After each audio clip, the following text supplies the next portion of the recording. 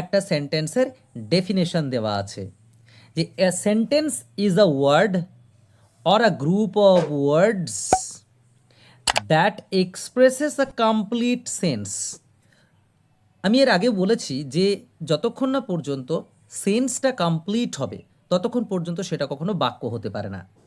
আর সেই কমপ্লিট সেন্সের জন্য আমরা জানি যে আমাদের যে পার্টিকুলার যে শব্দগুলো আমরা ব্যবহার করব সেই শব্দগুলো কিন্তু অবশ্যই মিনিংফুল হতে হবে। এখন আমরা দেখি যে এটা কি করে সম্ভব যে একটা ওয়ার্ডের দ্বারা কিভাবে একটা কমপ্লিট সেন্স তৈরি করা যায়।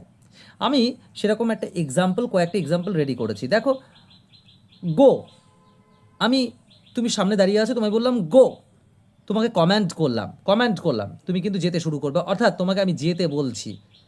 স্টপ, থামতে বলছি। তুমি একটা প্রশ্ন করেছো যে তুমি কি আজ স্কুলে যাবে, আমি বললাম ইয়েস। আমি এই ইয়েসটা বলে এই যে গোটা কথাটা যে হ্যাঁ আমি স্কুলে যাব, এটা টোটালটাই একটা শব্দের মধ্যে দিয়ে কিন্তু বলে দিলাম। তুমি বললে তুমি কাজটা করেছো, আমি বললাম নো। তাহলে এইগুলো আনসার দেওয়ার সময় আমি এটা বললাম যে না আমি কাজটা করিনি। কেউ একটা কিছু বলল, আমি থ্যাঙ্কস বললাম। ফায়ার, একটা ওয়ার্নিং দিলাম। অর্থাৎ একটা শব্দের দ্বারাও কিন্তু একটা সেন্সকে কমপ্লিট করা সম্ভব। আর যখন এই সেন্সটা কমপ্লিট হয় তখন একটা শব্দ বাক্য হয়ে যেতে পারে বা বাক্য হয়।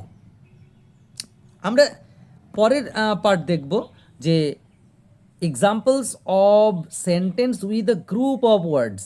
এক এক এক এক গুচ্ছ শব্দ নিয়ে কিন্তু আমাদের সেন্টেন্স তৈরি হতে পারে। যেমন আমি এখানে লিখেছি they play football in the park. তাহলে এখানে কতগুলো শব্দ? একটা, দুটো, তিনটে, চারটে, পাঁচটা, ছটা শব্দ নিয়ে কিন্তু আমি একটা বাক্য তৈরি করেছি। আচ্ছা, এই ছটা শব্দ নিয়ে যখন আমি বাক্যটা তৈরি করলাম